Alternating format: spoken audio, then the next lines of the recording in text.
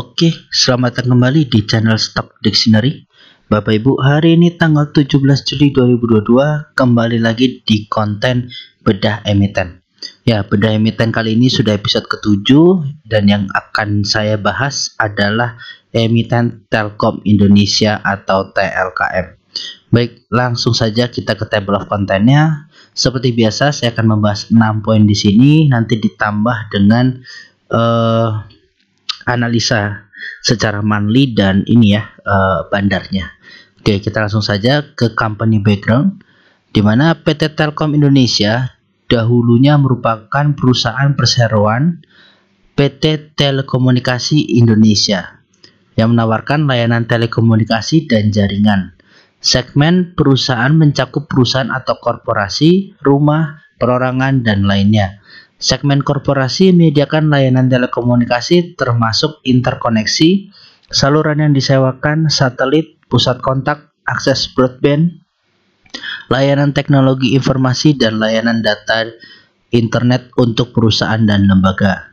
Nah, segmen rumah ini Telkom melalui IndiHome menyediakan layanan telekomunikasi, jalur kabel tidak bergerak, televisi berlangganan, dan layanan data dan internet untuk pelanggan rumah. Segmen perorangan menyediakan layanan telekomunikasi seluler bergerak di nirkabel tidak bergerak bagi pelanggan individu. Segmen lainnya menyediakan layanan pengelolaan gedung, layanan telepon bergerak pasca bayar perusahaan dipasarkan dengan merek kartu Halo, dan layanan prabayar dipasarkan dengan merek Simpati, kartu As, dan Loop. Perusahaan ini menjalankan bisnis e-money dengan nama merek T-Cash. Ya, jadi Telkom ini sempat berubah lama dari PT Telekomunikasi menjadi PT Telkom, yang dimana ya segmen dia menjadi banyak sekarang bagiannya. Ya kan, jadi bukan cuma kartu ini yang kita kenal mungkin ya, kartu-kartu prabayar, kartu pasca bayar gitu kan, nomor telepon.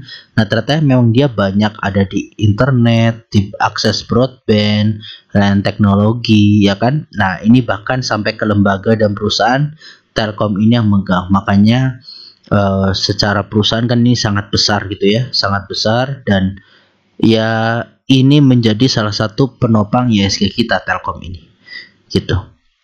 Oke, secara holding compositionnya Telkom ini 38,07% dipegang oleh asing untuk sahamnya, sedangkan lokal hanya memiliki sekitar 9,78%.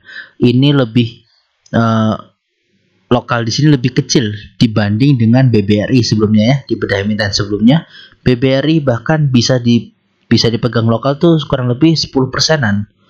Nah, ini hanya 9,78% untuk Telkom. Jadi memang pergerakan harga saham Telkom ini hampir dipengaruhi seluruhnya oleh asing gitu. Jadi kenaikan harga saham misalnya di hari tanggal 15 kemarin naik gitu, itu pasti karena ada pergerakan asing gitu. Turunnya pun seperti itu.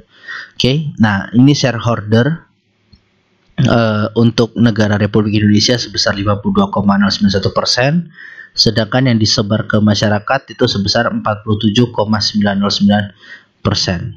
Oke, atau ya sekitar 47 miliar lembar ya.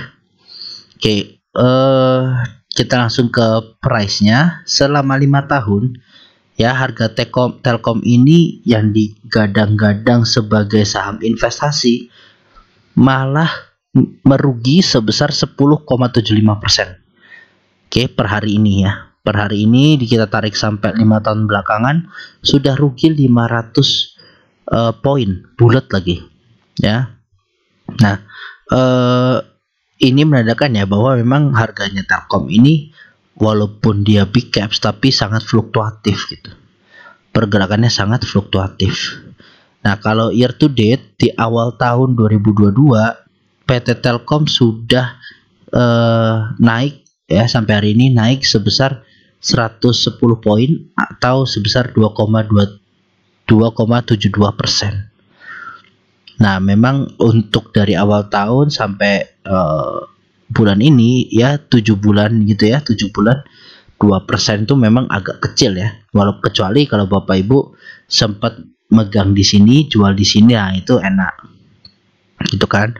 Nah, ini semenjak ada guyuran dari asing langsung turun drastis gitu. Oke, jadi Telkom ini walaupun saham big caps memang sangat fluktuatif dan ini salah satu penggerak IHSG kita. Oke, kita langsung saja ke annual reportnya untuk Telkom. Ini data saya ambil dari 2015 sampai ke 2021. Annual report itu berarti laporan tahunan. Jadi ini angka yang ditutup di laporan tahunannya Telkom ya di setiap tahunnya. Baik, kita lihat dulu dari total pendapatan. Secara total pendapatan ini Telkom rata-rata selalu growth setiap tahunnya. Ya, dari 102, 116, 128 sampai akhirnya ke 143. Bahkan di zaman Covid pun di tahun 2019 dan 2020 Telkom masih growth total pendapatannya.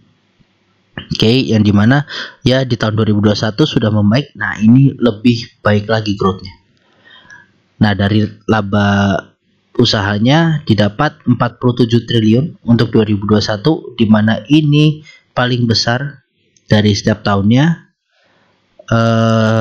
Laba sebelum pajak ya ada pajaknya sekitar 3,8 triliun, jadi didapat 43 triliun. Laba sebelum pajak atau laba bersihnya ini ya, ini setelah beban pajak ini laba bersihnya ada 33,9 triliun. Ini lebih baik juga dibanding tahun-tahun sebelumnya. Nah, kita lihat aja langsung ke laba komprehensifnya di sini. Yang bisa didapat itu totalnya 35,9 triliun. Ini jauh sekali dibanding tahun-tahun sebelumnya. Gitu.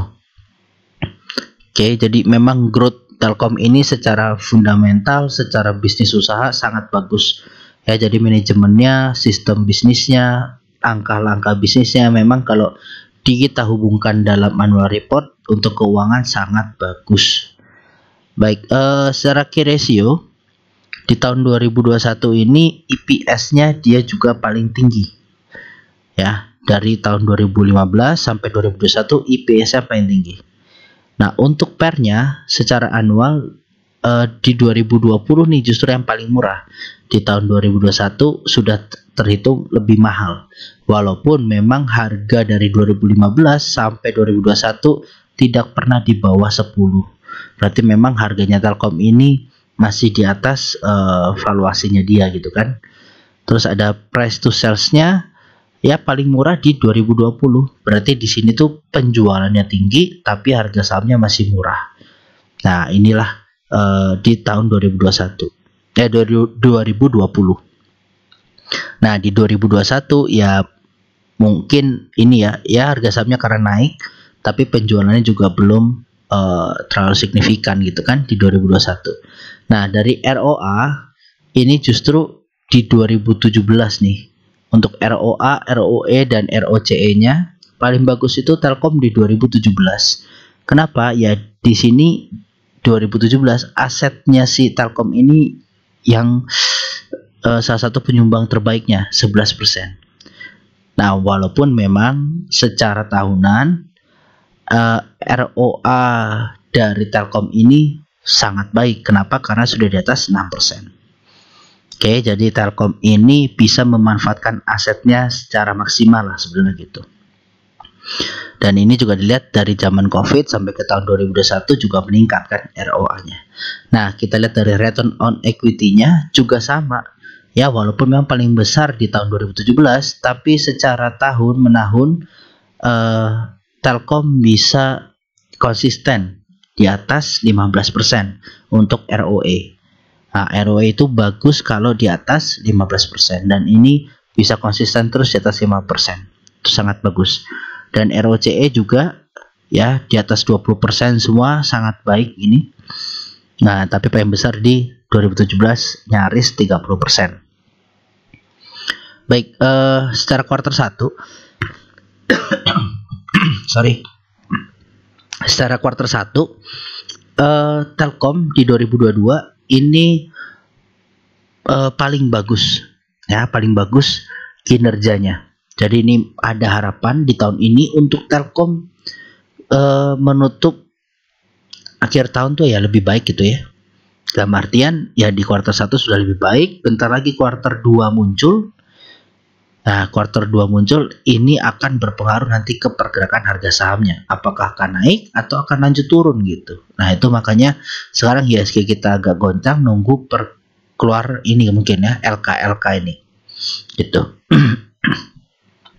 Nah, kalau dilihat dari laba usaha sampai ke laba bersihnya memang di 2017 lah ini yang paling gemilang di kuartal satunya. Oke, jadi kuartal 1 di 2017 bahkan bisa mencatat di 9,3 triliun. Nah, ini di 2018 mungkin harganya sempat turun juga ya, kayak karena pengaruh laba bersihnya yang turun seperti itu. Nah, memang kalau dilihat dari total pendapatan kan dia selalu growth. Nah, tetapi saat laba bersih si Telkom ini di kuartal 1 ini masih kalah dengan kuartal 1 2020 dan 2021. Yang dimana ini zaman-zaman Covid juga nih, 2019 juga bahkan lebih tinggi. Nah, ya kan? Ini selalu menurun. Nah, ini yang harus hati-hati, laba bersihnya mungkin dia besarnya itu di beban usahanya. Nah, entah di beban usahanya kenapa ini lebih besar. Biasanya itu ada penghematan-penghematan apa atau ada kegiatan-kegiatan apa. Nah, itu yang bisa mendongkrak atau mengecilkan beban usaha gitu ya, dimana nanti labanya ini bisa meningkat gitu. Oke, jadi kuartal 1 memang secara laba bersih Telkom lebih kecil dibanding sebelum-sebelumnya. Oke, kalau kita lihat dari key ratio-nya ya, terlihat di kuartal 1 2022 kinerja Telkom ini kurang apik nih. Kurang apik. Ya kan? Masih jauh lebih bagus di 2017. Nah, ini terlihat sekali di EPS dia ya walaupun meningkat dibanding 2020-2021, cuma belum bisa melewati EPS di 2017. Begitu juga dengan PER-nya, ya PER-nya ini termasuk mahal. Wajar ya. Dan ini price to sales juga mahal. Nah, berarti apa nih? Harganya sekarang, harga saham sekarang dengan pendapatan dan penjualan dari Telkom ini terhitung lebih mahal dibanding sebelum-sebelumnya gitu. Karena ini rasio untuk melihat apakah harga ini murah atau enggak untuk suatu emiten gitu kan. Nah, ini terhitung mahal untuk saat ini dengan kinerjanya dibandingkan dengan kinerjanya. Nah, dari ROA-nya ya memang setiap tahun Telkom ini belum bisa memaksimalkan di awal tahun. Tapi entah kenapa nanti mungkin di pertengahan tahun kuartal 3 dan 2 atau bahkan akhir tahun meningkat gitu. Ya kan? Nah, terus habis itu dari equity pun juga sama, paling tinggi 2017, di 2022 ini sangat kecil. Ya, jauh sangat kecil. Sebelumnya 555, ini udah kepala 4. Oke. Nah, ROCE-nya juga seperti itu. Oke, kita lanjut ke bagian comparison, dimana ini adalah perbandingan dengan pesaing-pesaingnya. Ya, saya ambil pesaingnya di sini ISAT, Excel, dan Friend. Nah, ini memang ya sudah 4 lah ya, 4 pemegang besar di Indonesia juga untuk masalah telekomunikasi gitu. Oke, kita lihat dulu secara current valuation atau valuasi sekarang ya. Dari pernya Telkom ini terhitung paling murah dibanding yang lain-lainnya. Bahkan Friend terhitung sangat mahal.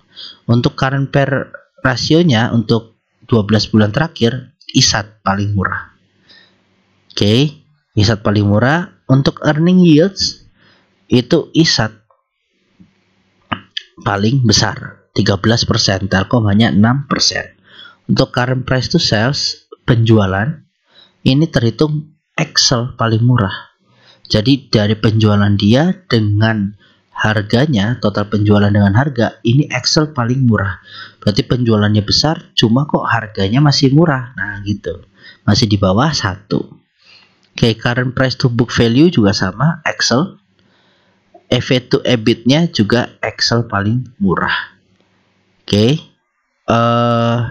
jadi memang kesimpulan dari valuasi ini dulu, kita bisa lihat secara valuasi memang Telkom ini dibilang mahal untuk saat ini.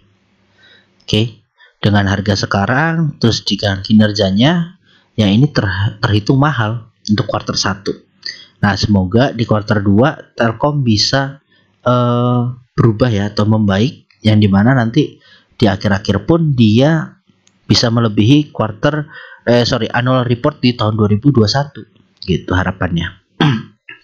Oke, secara profitability, gross profit marginnya ini friend masih yang megang 100%, ini yang lain gak ada, saya kurang tahu, nanti saya coba cari ya informasinya.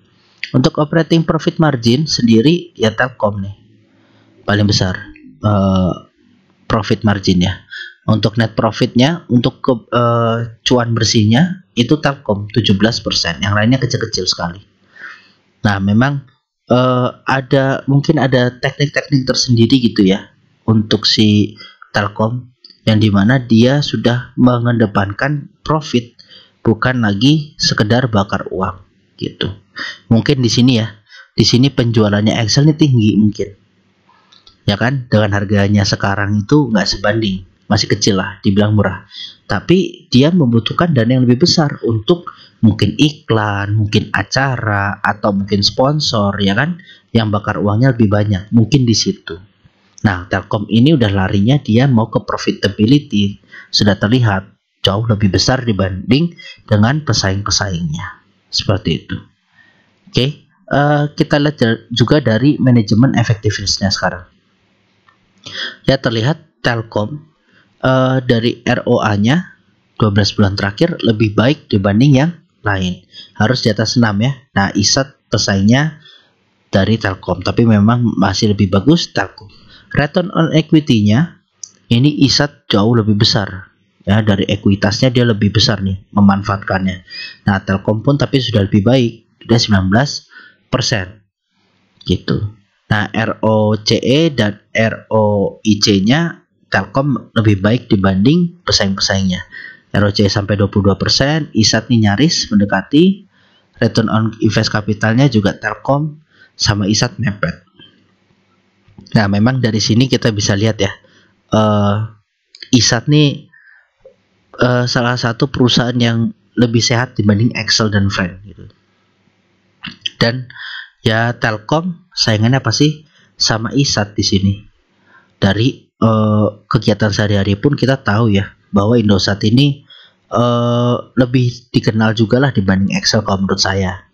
Itu secara jaringan, secara apa ya Indosat bisa menyaingi Telkom. Walaupun memang saya juga sampaikan Telkom kalau secara kinerja pelayanannya gitu ya, ya mungkin kadang beberapa kali sinyal jelek, sinyal hilang, sinyalnya kurang gimana gitu kan, bilangnya 4G tapi kok jaringannya lemot. Nah, itu memang juga sering gitu.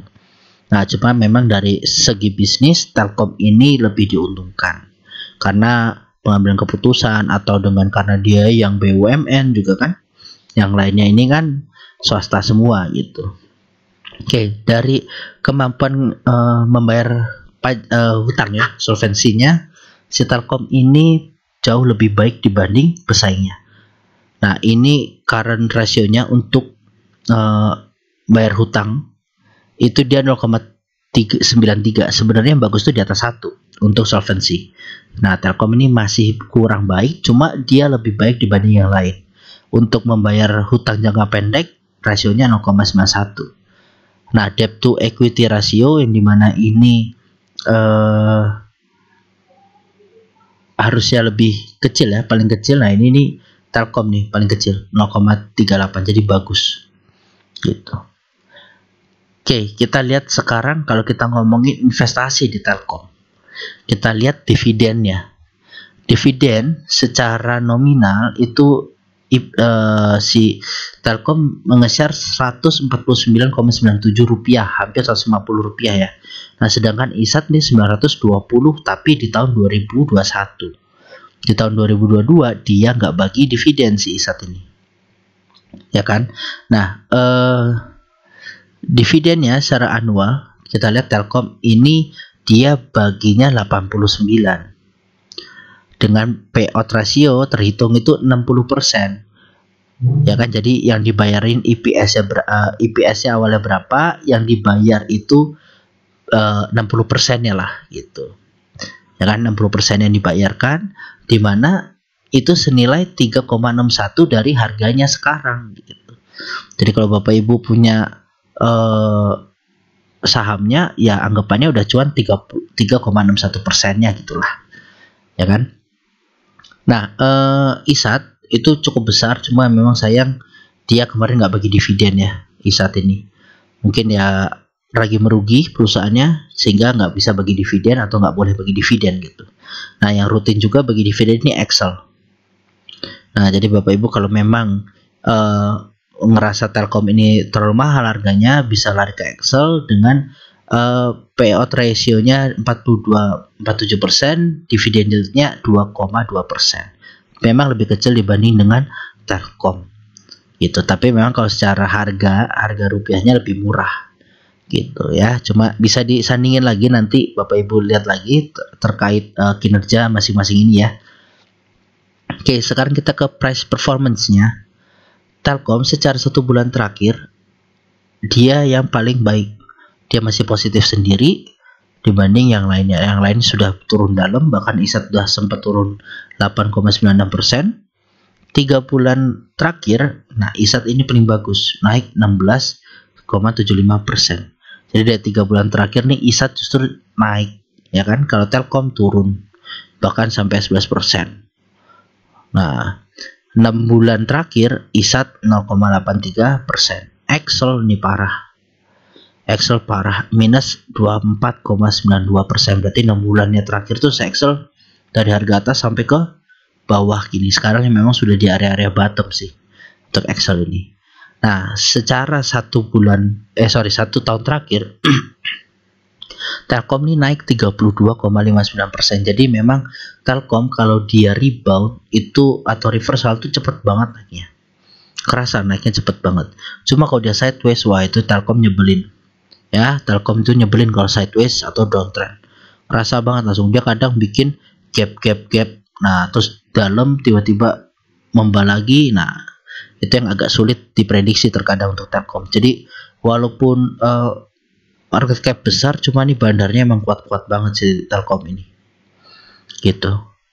Oke, dari 3 tahun terakhir ini ISAT, wah growth-nya luar biasa, 121%. Telkom malah 3 tahun itu minus 3,04%. Nah, dari awal tahun juga ternyata malah Telkom yang paling baik price ininya ya, price returnnya. Yang lainnya masih merugi, masih minus semua nih dari awal tahun. Jadi dari awal tahun malah turun ini. Excel yang paling parah. Nah, di sini Bapak Ibu kalau ini kan udah dividen, ada price performance. Jadi disinilah Bapak Ibu itu minimal bisa menghitung ya, atau menilai suatu saham apakah Bapak Ibu tuh layak untuk di hold lama atau enggak. Jadi kalau Bapak Ibu hitung di sini misalnya 3 tahun aja ya, kita nggak ngomong sampai 5 tahun. 3 tahun Bapak Ibu itu udah nanam duit segitu banyak, secara 3 tahun malah masih minus 3,04%. Tapi Bapak Ibu juga harus catat, di sini Bapak Ibu 3 tahun kurang lebih dapat dividen 3-4% dari Telkom. Yang dimana ya kalau Bapak Ibu nanam 100 juta aja udah bisa dapat berapa gitu kan, 3 juta setiap tahunnya. Nah, dengan harganya minus 3 juta lagi, nah itu gimana menurut Bapak Ibu? Ya kan kasarannya seperti itu gitu. Nah, kalau di ISAT Bapak Ibu jelas mungkin dividen di nomor 2 kan ya, dengan memainkan growth-nya, harga capital gain ya kan, kenaikan harganya. Nah, ini bisa jadi pembanding gitu maksud saya. Oke, jadi kalau mau invest di saham-saham telekomunikasi ini, ya orang bilang simpen aja di Telkom tuh, nanti Telkom tuh naik. Iya naik, tapi dia fluktuatifnya sangat terasa gitu. Nanti kita lihat ya, kita bahas di analisa teknikal. Baik, selanjutnya ada balance sheet. Ya, secara balance sheet Telkom ini juga lebih baik daripada yang lainnya. Tetapi untuk masalah utang nih, short term ya, jatuh temponya itu Excel yang paling kecil. Jatuh tempo dalam waktu dekat itu Excel paling kecil di angka 2,9 triliun. Untuk jangka panjangnya juga Excel paling kecil 7,2 triliun. Nah, sedangkan Telkom untuk utang nih cukup besar, 16 triliun sampai 32 triliun. 2 kali lipatnya untuk jangka panjangnya. Nah, untuk cashnya ini Telkom jelas menang ya dengan total aset, karena memang ini sangat raksasa sekali ya perusahaan ini dibanding pesaingnya gitu.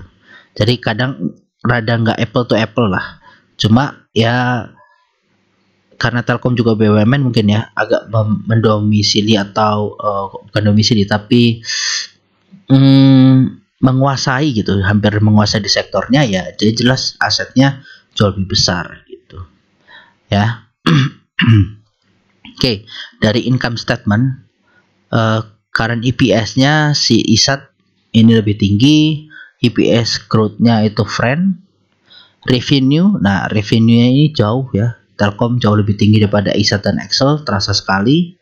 Untuk revenue growth-nya ISAT yang menang. Jadi walaupun ISAT 34 triliun, ternyata dia tuh growth-nya 48%. Berarti sebelumnya lebih rendah lagi. Nah, net income dari bisnis itu 24 triliun, ISAT 6,7 triliun, Excel 1 triliun, kalau Friend malah rugi 14 triliun. Ruginya 14 triliun. Nah, EBIT ini pendapatan sebelum pajak ya, before tax, Telkom yang menang juga 46 triliun. Nah, kita lihat cash flow ini juga penting. Oke, cash flow ini juga penting. Kenapa? Karena ya tadi, kalau perusahaan cash flow-nya nggak sehat, pasti akan sulit untuk menjalankan bisnisnya mereka. Ya kan? Nah, kita lihat cash flow-nya. Untuk Telkom paling bagus ya. Untuk operation-nya 69 triliun. Kalau untuk cash from investing-nya ISAT nih, investing paling kecil 1,2 triliun. Nah, ini sebenarnya kalau untuk investing nih terlalu kecil juga jelek sih menurut saya. Karena biasanya investnya besar yang menyebabkan di tahun ini gitu ya, jadi labanya tergerus, tapi di tahun ke depan bisa growth 2-3 kalinya biasanya gitu. Nah, makanya di sini cash from investingnya Telkom ini paling besar 39,8 triliun. Nah, ini kurang lebih inilah ya, dia investor besar itu kan di GoTo kok Telkom. Makanya ini tercatat nih mungkin. Oke, ini besar sekali nih investasinya 39 triliun, bayangkan. Nah, cash from financingnya Friend paling kecil, capital expenditure. Nah, ini untuk yang hal-hal lain-lain juga mungkin, entah bikin tower lagi atau bikin produk, bikin apa, ini juga cukup besar nih si Telkom 34 triliun. Ya, dimana free cash flow-nya tetap Telkom lah yang menang ya, karena dia dari cash flow operation aja udah jelas jauh lebih besar gitu. Ya, mungkin kayak ISAT atau Excel ini menahan investasi atau expenditure ya, expenditure seperti perluasan usahanya gak terlalu besar ya, karena untuk menjaga cash flow juga gitu kan. Kalau cash flow-nya terlalu tipis nih seperti ISAT, ini juga bahaya gitu. Kalau Excel masih ada 5T, ISAT hanya 1,3T gitu. Oke. Nah, sekarang kita ke newsnya. Newsnya memang saya temukan nih untuk Telkom belum ada yang terlalu baik, belum ada yang terlalu buruk gitu ya. Jadi masih biasa-biasa aja, masih so-so. Nah, secara nih di Telkom nih berita pertama ya dari Investor ID. 57 tahun Telkom, akselerasi terwujudnya mimpi anak bangsa lewat digitalisasi. Ya, ini sebenarnya sangat klasik lah. Ya, sangat klasik yang dimana ya setiap kali ulang tahun pasti punya visi dan misi yang baru lah. Apalagi nanti Telkom direkturnya kan ganti.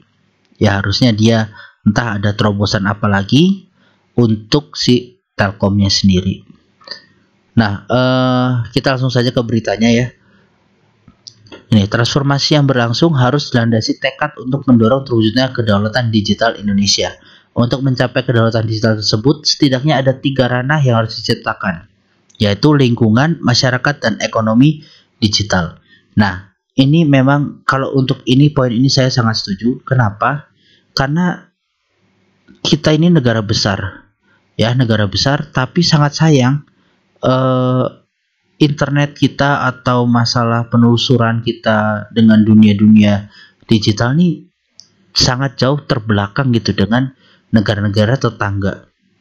Ya, jadi Telkom ini sudah mendominasi di Indonesia, tetapi ya memang satu masih sangat kurang gitu. Oke, Bapak Ibu merasa nggak kayak misalnya ini saya sebut mereknya aja gitu ya, yang internet di rumah gitu, IndiHome.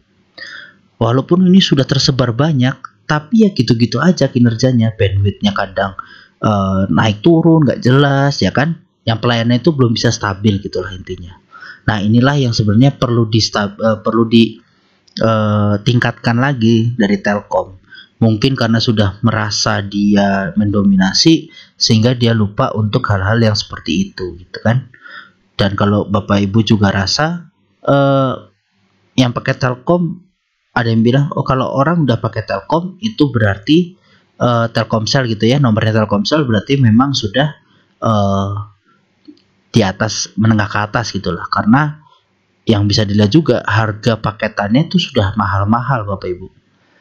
Ya, saya sendiri sebulan itu bisa kurang lebih 200.000 loh untuk internet sendiri kan, dan itu habis gitu. Nah itulah yang terkadang belum ini ya, belum bisa terlalu memuaskan gitu dengan harga yang mahal, tapi kok internetnya belum sebegitu cepatnya. Nah ini kita lihat upaya membangun infrastruktur digital yang mumpuni dan merata tidak semata dilakukan pemerintah. Hingga Desember 2021, Telkom telah membantu menghadirkan berbagai infrastruktur seperti 170.885 km kabel fiber optik yang membentang di sepanjang Nusantara, 251.000 base transceiver station atau BTS, serta 14,1 juta optical port yang membantu 8,6 juta pelanggan IndiHome terhubung dengan dunia melalui sambungan internet. Nah, ini mereka tegaskan lagi di sini, ya, dengan menunjukkan segala macamnya ini, ya harapannya itu, Telkom luar biasa gitu ya. Tapi menurut saya masih kurang karena saya pun sempat merasakan tahun lalu itu di area yang kurang sinyal ya, masih sangat sulit sinyal, bahkan listrik belum masuk gitu. Nah itu yang harus dijamah sebenarnya, dijamah ya, walaupun kadang memang kalau mereka berusaha gitu kan nggak masuk hitungan secara cuan. Cuma ini karena BUMN ya harusnya paling nggak mewadahi sampai sana lah gitu kan. Nah terus kalau dilihat lagi, ini upaya membentuk masyarakat digital yang tangguh telah dilakukan Telkom melalui penyediaan berbagai produk dan layanan. Melalui kolaborasi dengan berbagai pihak dan BUMN, Telkom berupaya meningkatkan literasi digital melalui pengembangan aplikasi peduli lindungi, pelaksanaan pendampingan melalui rumah BUMN, penyediaan sarana inkubasi Amuba dan Indigo, serta berbagai upaya lainnya. Ya, ini yang jelas mungkin ini ya, peduli lindungi dan rumah BUMN ini yang harus digenjot.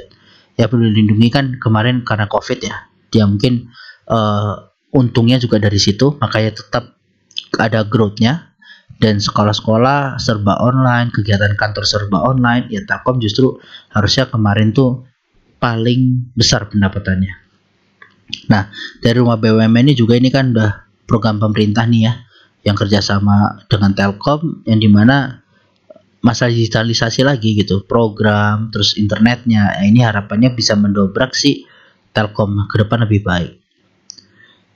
Nah lingkungan dan masyarakat digital bisa mendorong terbentuknya ekosistem ekonomi digital yang kuat.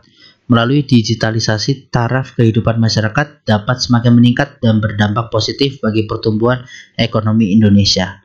Menurut laporan Google, Temasek dan Bain & Company, pada 2021 lalu nilai transaksi digital yang terjadi di sektor e-commerce Indonesia mencapai 1.000 triliun ya, 1.000 triliun atau 70 miliar US dollar. Angka ini diprediksi akan terus meningkat hingga 146 miliar dolar pada 2025. Catat ya, 2025. Berarti di mana harapannya Telkom di 2025 itu juga mendapatkan laba yang sangat luar biasa gitu kan, yang dimana ya kita sebagai investor laba luar biasa ya harusnya capital gainnya juga luar biasa gitu dong. Nah Makanya kalau misalnya sekarang ini harganya juga lagi di bawah, nanti kita bahas udah bisa masuk atau belum. Oke, ini berita kedua, keuntungan Telkom investasi di Goto, Gojek, Tokopedia. Nah, ini sebenarnya juga udah berita, udah tahu lah ya, udah kesebar di mana-mana. Yang jelas memang intinya Telkom ini harus mencari pendapatan dari tempat lain gitu. Udah bukan dengan sekelasnya Telkom yang besar itu dengan punya internet, punya segala macamnya. Ini harusnya Telkom tuh bisa lah cari ekspansi ini, menciptakan sumber pendapatan yang baru, harapannya gitu. Nah, makanya tak lagi hanya mengandalkan pendapatan voice, Telkom harus bisa memanfaatkan big data yang dimiliki, ya kan? Agar bisnis tak stagnan dan menciptakan persepsi negatif ke investor. Jadi saya menilai apa yang dilakukan Telkom dengan berinvestasi di Goto lewat Telkomsel sudah tepat. Ini pure aksi korporasi yang ujungnya akan mendongkrak pendapatan Telkom. Memang butuh mereka memang butuh ekspansi ya. Jadi tadi yang saya juga sudah sampaikan, manajemen di Telkom ini sepertinya baik gitu loh. Oke, dengan langkah-langkahnya kan tadi sudah dilihat ya, ROA, ROE-nya baik. Terus ini langkah di investasi di Goto ini juga baik.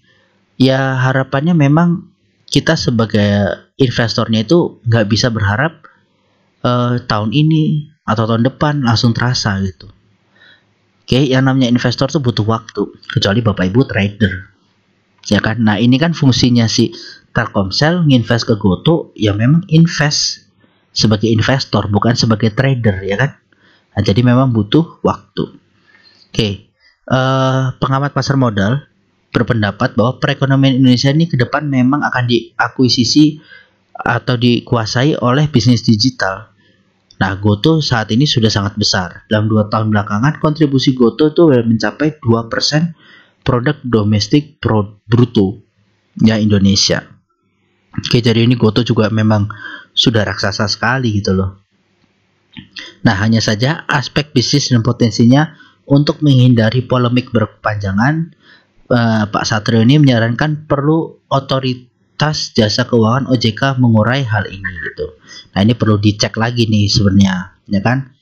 OJK itu wasit industri keuangan. Untuk membuktikan apakah ada sesuatu aksi korporasi terkait emiten di pasar modal, ada baiknya OJK memeriksa saham yang diperdagangkan juga harus dijalankan dengan baik dan perlu diketahui investor. Ya, jadi Pak Satrio ini minta lah si Telkom ini kan investasi besar-besaran di Goto, yang dimana orang bilang ini saham digital di Indonesia ini kurang bagus gitu kan, makanya dia minta untuk diperiksa lah gitu. Bener nggak sih ini investasinya? Takutnya kan kayak asuransi yang sudah sebelum-sebelumnya gitu kan, asuransi ternyata nabung di Pegas, ternyata harganya sekarang segini, akhirnya rugi, akhirnya bangkrut. Nah, itu jangan sampai Telkom tuh seperti itu gitu maksudnya dia mungkin.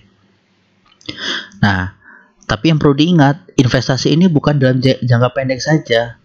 Nah, seorang Pak Edwin juga nih, seorang pengamat lah ya, memprediksi harga saham Goto itu punya potensi loh menuju ke level 500 per saham dalam 12 bulan mendatang. Catat, 12 bulan mendatang berarti Juli tahun depan di harga 500. Artinya jika Telkomsel membeli saham Goto di harga 270 nih kemarin sebanyak 23,7 miliar saham, ada 80% keuntungannya dari saham yang dibelinya.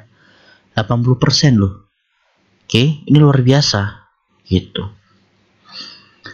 Tapi itu mengingatkan investasi yang dilakukan Telkomsel sejatinya untuk jangka panjang, bukan sekedar mengharapkan keuntungan dari kenaikan harga saham atau dividen semata. Saya yakin banyak potensi bisnis yang bisa digarap Goto, tak hanya sekedar bisnis pengantar. Nah ini, manajemen Telkom menuturkan tujuan Telkomsel berinvestasi di Goto semata demi melakukan sinergi bisnis yang memiliki nilai tambah. Dari hasil investasi di Goto pada 2021, Telkomsel telah menikmati nilai sinergi di atas 450 miliar, lalu 150 miliar pada kuartal 1 2022. Nah, jadi ini Bapak Ibu ya, kalau Telkom ini memang investasi itu mungkin harus agak panjang gitu. Ya, agak panjang, dan kalau dia udah mendekati top itu ya mending dijual dulu lah.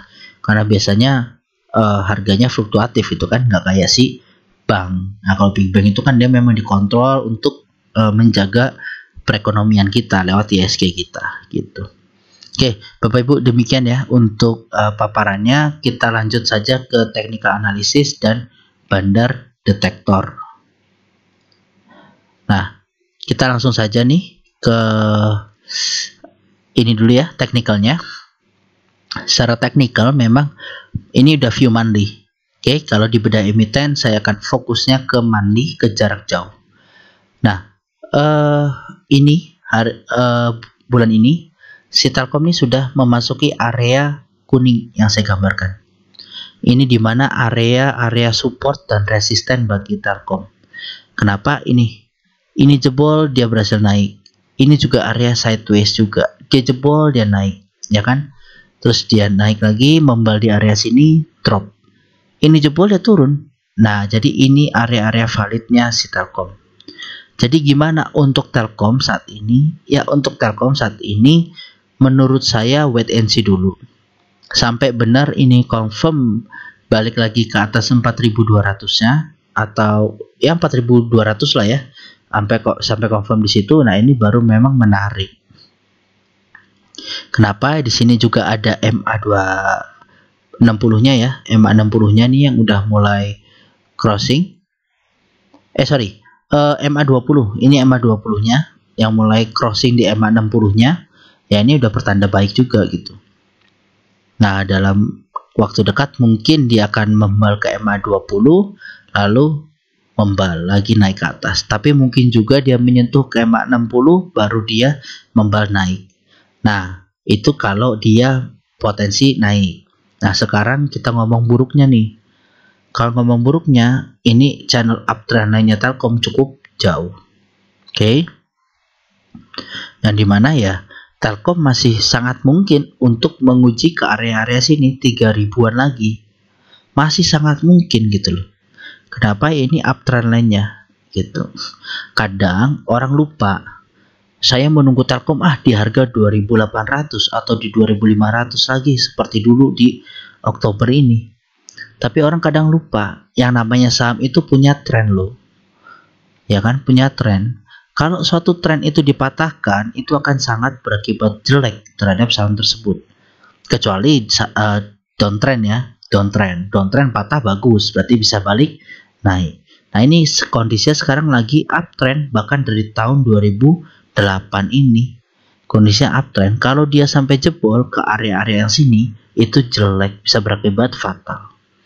Lebih baik ini breakout seperti ini, false breakout, lebih baik seperti ini gitu, ya kan? Nah, gitu ya Bapak Ibu. Jadi untuk Telkom kalau mau nyicil perlahan aja, karena ISG kita ini lagi gonjang-ganjing, lagi bingung dia ISG. Nah, dimana Telkom ini juga dimanfaatkan sekali untuk mendongkrak ISG kita. Mau turun ya Telkom dibuat turun, mau naik ya Telkom dia buat naik.